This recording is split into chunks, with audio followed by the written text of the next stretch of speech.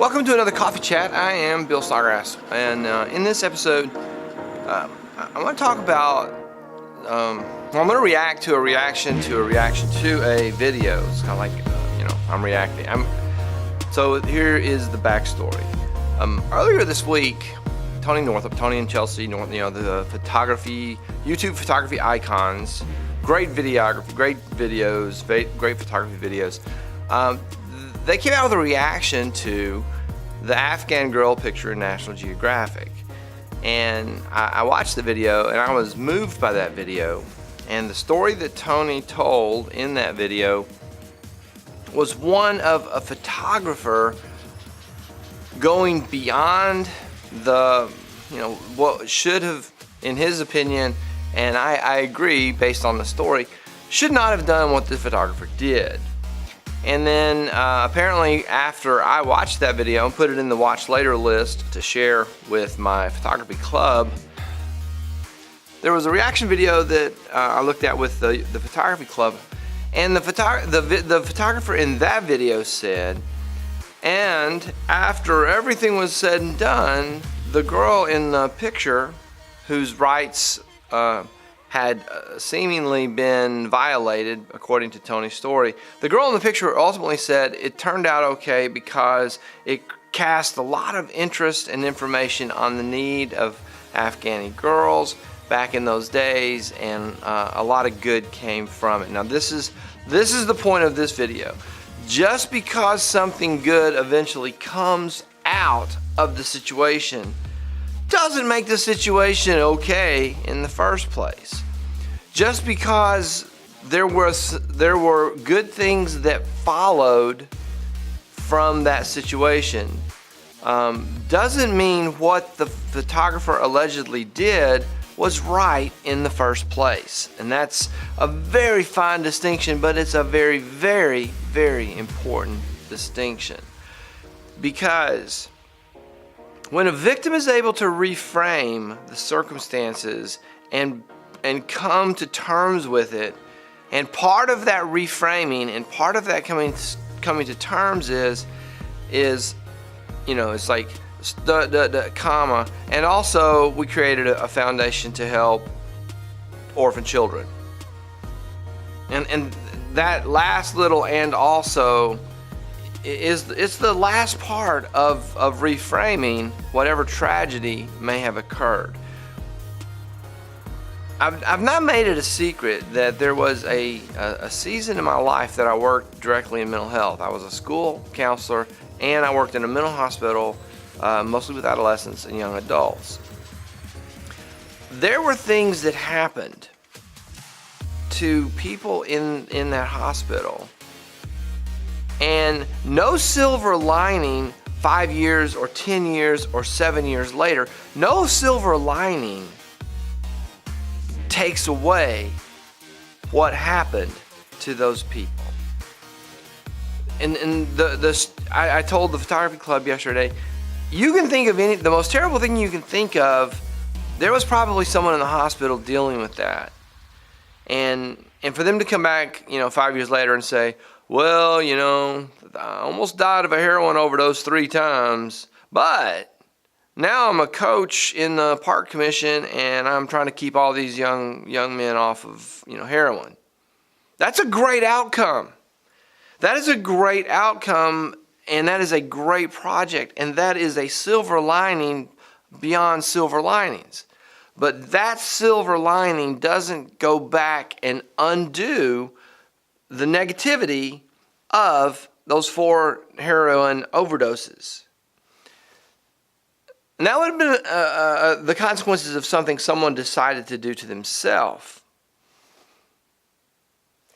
I dealt with young teenagers who had been raped. I dealt with young teenagers who had been abducted in a farm. I dealt with young teenagers who had seen people die. I dealt with parents who had seen their children die. And later on, 5 years, 10 years later, sometimes, and in the case of the parents whose daughter had died, they were able to create programs art incentive programs. They were able to create a lot of good things that was motivated by what they had to go through.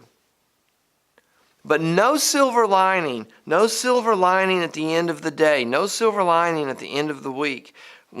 If you've been victimized, if you are the victim of something, just because you make something good down the road emerge from your experiences does not mean that what happened to you was okay.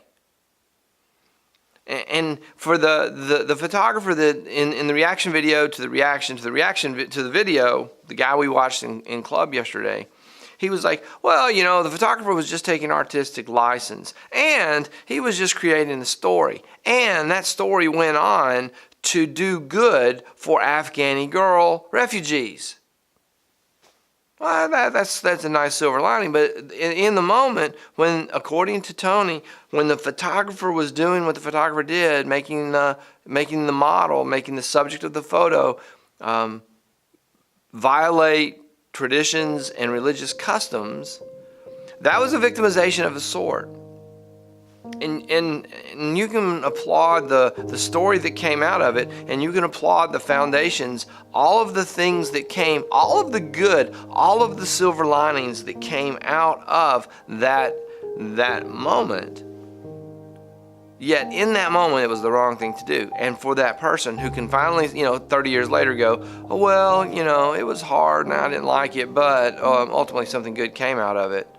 Well, but ultimately something good came out of it does not take away the fact that it was hard and that there was a level of victimization that took place then and there. Someone who is not yet to the silver lining stage may hear that someone else say, well, I might have been abducted and stuffed in the trunk of a car and driven around for 14 hours and terrible things happened to me.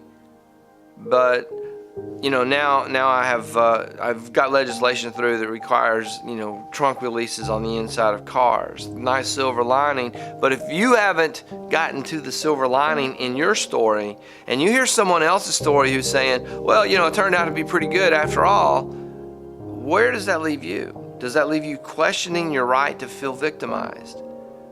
So the takeaway from this coffee chat, which is a little different from the coffee chats I usually do, the takeaway from this is the victimization thing, whatever it is, being abducted, seeing someone die, seeing your pet die, having to pick your pet up, and the tragedy that you go through.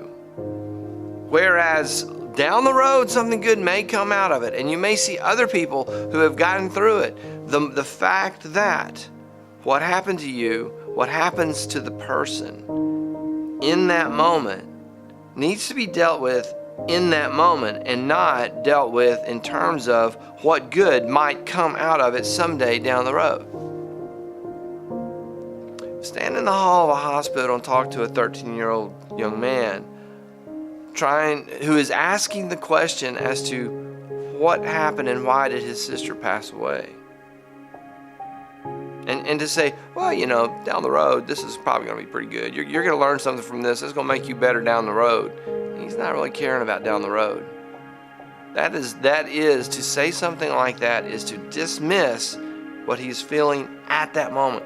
And to tell a victim, well, just wait down the road. It'll be a lot better. You'll get over this, and there's a silver lining. Every storm has a silver. These are some of the stupidest things that people say to people who are hurting. You cannot take away the victimization of the moment. You cannot sacrifice the way a person feels in the moment for the silver lining that may or may not eventually come from it. That's it for this coffee chat. You need to share this video. I feel like I make a lot of videos that are kind of like, yeah, that's a good video. I feel like this is a video that needs to be heard. Do not sacrifice the way a person is feeling in expectation of what may or may not eventually come. Share this video with someone who's hurting. Click the like button, leave me a comment, question, or a suggestion. That is all. I will see you in the next episode.